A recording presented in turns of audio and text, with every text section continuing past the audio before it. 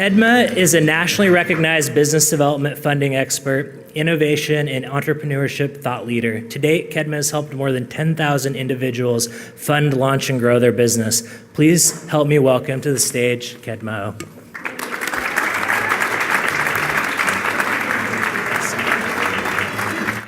Wow. Boy, that is an introduction. Well, phenoms, icons, here's the truth. We have generational differences.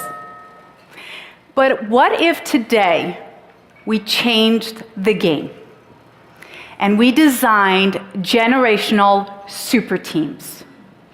That is exactly what I put together in 2011 when I focused on changing the financial landscape for Oregon and small businesses in Oregon. Let me bring you back to the moment it began. If you were with me in 2009, you would have seen me frustrated.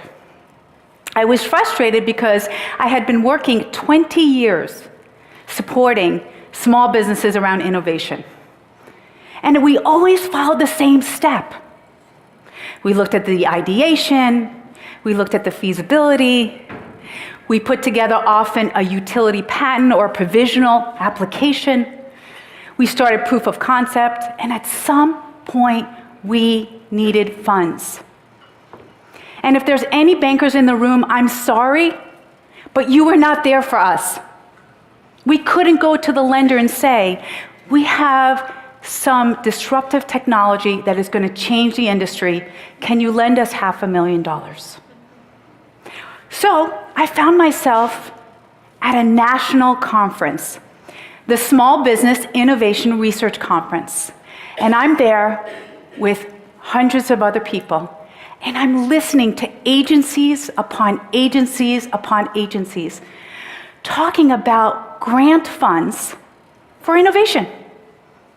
Department of Defense, National Science Foundation, National Institute of Health, Department of Energy.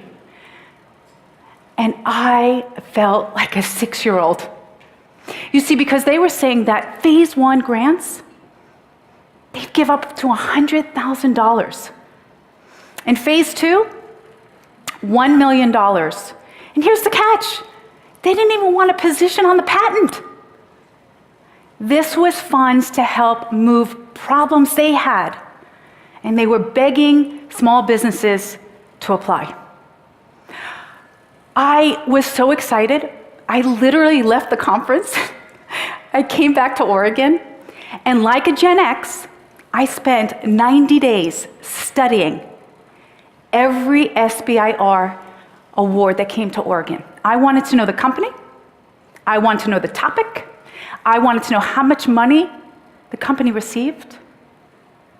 I wanted to know, was it a woman or minority-owned firm that won that award? After doing that due diligence, something didn't make sense in my data. And I said, I have to talk to someone. It doesn't make sense.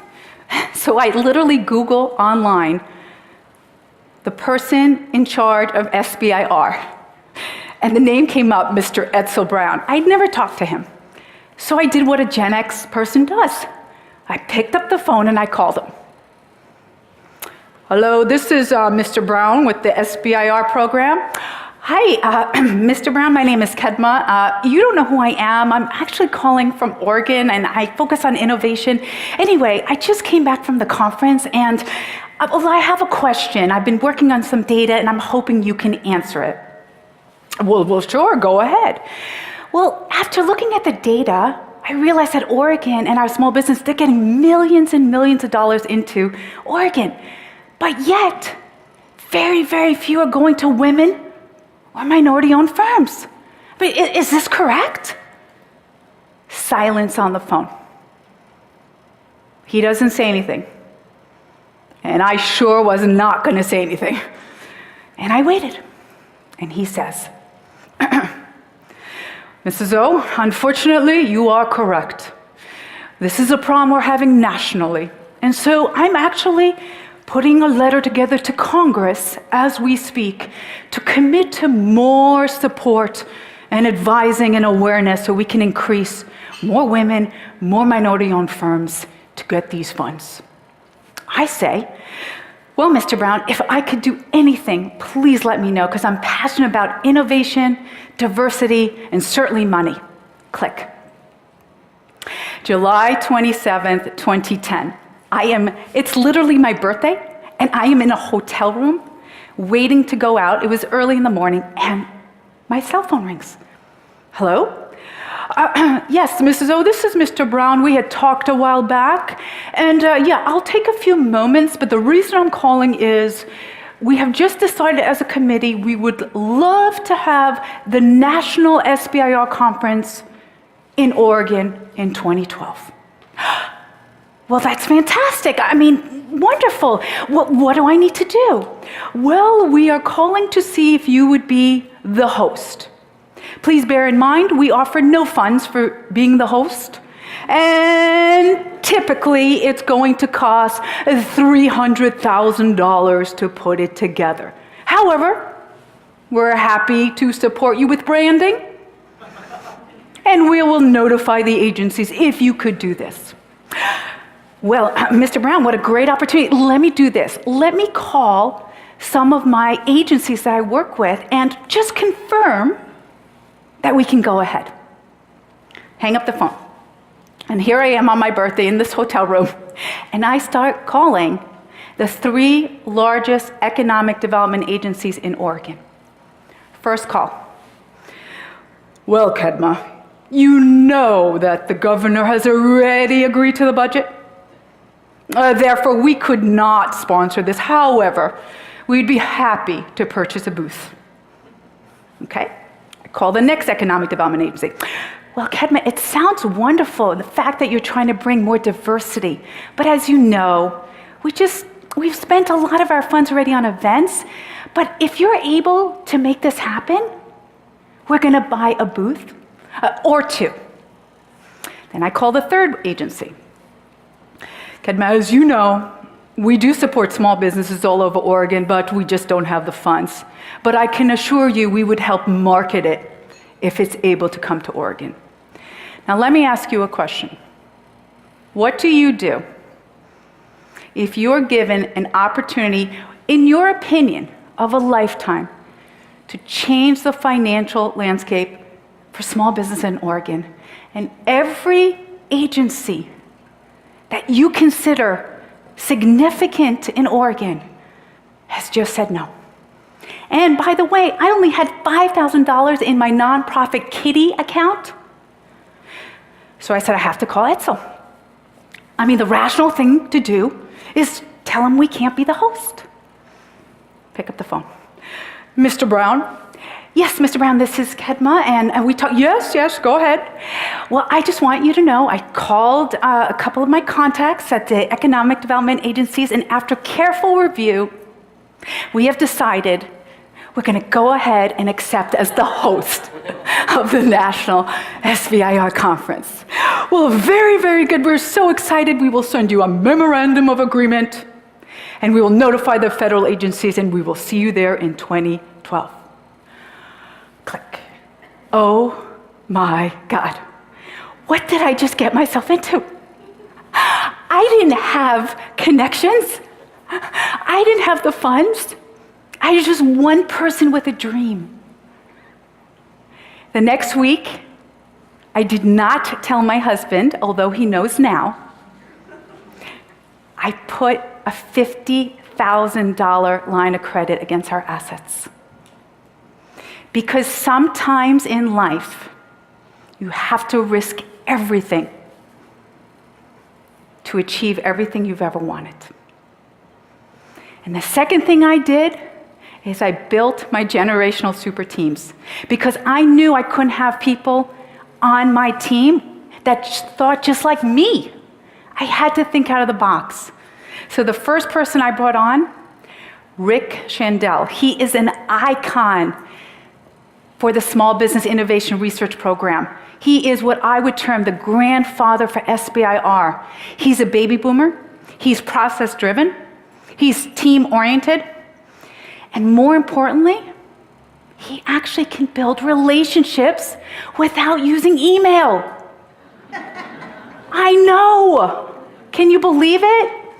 He was able to rally and build influence amongst the agencies. And then I brought in my Gen X. I brought on Leon Wolf and Jeanette Santiago, because Gen X people are drivers. They don't like all the process stuff. But if you tell them to do something, they'll get it done. Now, they may not do a lot of the team thing, but I don't need to babysit them. And they went out with a mission. Leon focused on building the speaker panels, and Jeanette worked with me on funding. And last, I had to bring in my millennials, because they saw things from a social and technical platform that I didn't know. And I brought in Marina and Sasha, and they helped build the social media presence. And in 2012, the SBIR conference came to Oregon. And I'll never forget, one of the agency representatives who did not have the funds said, "Well, this is a feather in our cap." And I thought, well, this is a feather in my cap. Let me tell you the impact. As a result of that conference, Oregon got in the game. For the last 5 years, we have run and received awards from SBA for what's called the Fast Track, where we help small businesses every day access millions of dollars for funding. Business Oregon stepped up, and if you go to Business Oregon today, you're going to see that they have grants set aside for business that are looking at applying, and grants set aside for companies that have received it. It was a small team of 5 people that was able to move the process. One of the things I want to share with you when we're thinking about generational super teams is you could spend a decade complaining, "Oh, I don't like the millennials, they're just entitled," or "I don't like, baby boomers, they don't know anything about technology." Or you can focus on building the SWOT, the strengths and the opportunities of each generation, and focus on innovation. Because one of the things I will challenge everyone in this room to think about is, no one in this room is above innovation. And if you center those groups around that, everyone will find a reason to rally. So think about innovation. The baby boomers, what did they give us? The DNA print, the artificial heart, the VCR, which I know is no longer here. They did it. The rollerblades.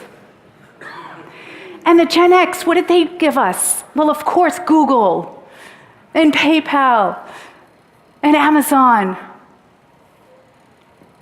But the millennials are here to stay, and they're also changing the way for innovation.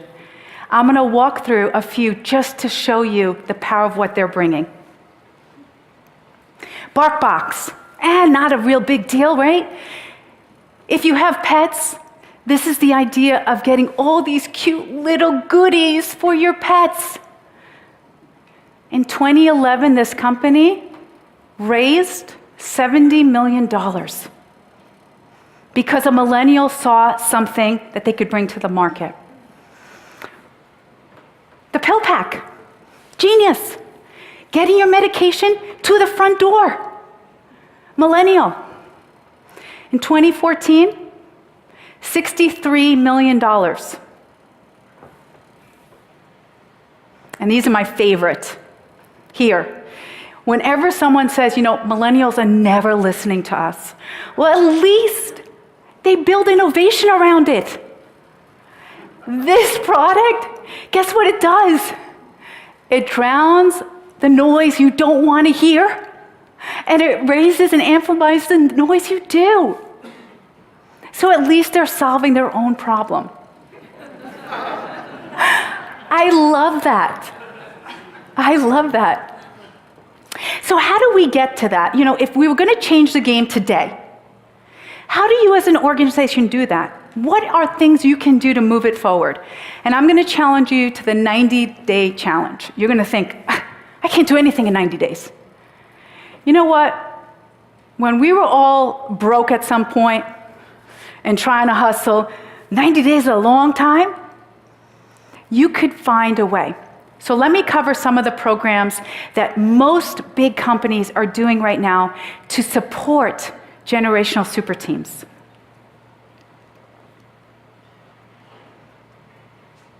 Reverse mentoring program. You can design a program that aligns senior leaders with millennials. It could be individually based as a coaching. It could be group based. Let them work together in a program that makes sense.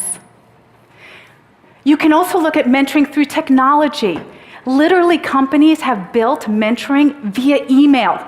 It's like, email with like Red Bull attached. It's like intensity.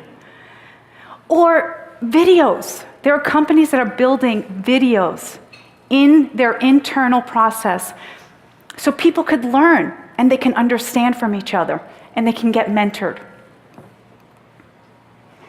The advisory council. There is no reason why a company here can't build a generational advisory council. Maybe external stakeholders, maybe internal, to give feedback, to make sure that what we're doing makes sense, especially if we're looking at disruptive technology. Or my favorite, generational primary research. You would not believe it. There are senior leaders in companies that are shopping with millennials because they want to know their shopping patterns, where they're shopping, why they're shopping. This is gold. These are things you can implement today. Focus groups. Why are we not building generational focus groups? Even if your demographic is not the baby boomer, for example, you know that most of the time our families are connected to a baby boomer or connected to a millennial. You can easily design focus groups before a product goes out or before you look at a service or even to improve a service. And my favorite, Innovation Sandbox. This is exactly what I'm doing right now for our centers. We are literally creating an opportunity for everyday staff people to throw in their ideas. And yes, there's a criteria, but if it makes sense, we're building teams around them. So where do we go from here?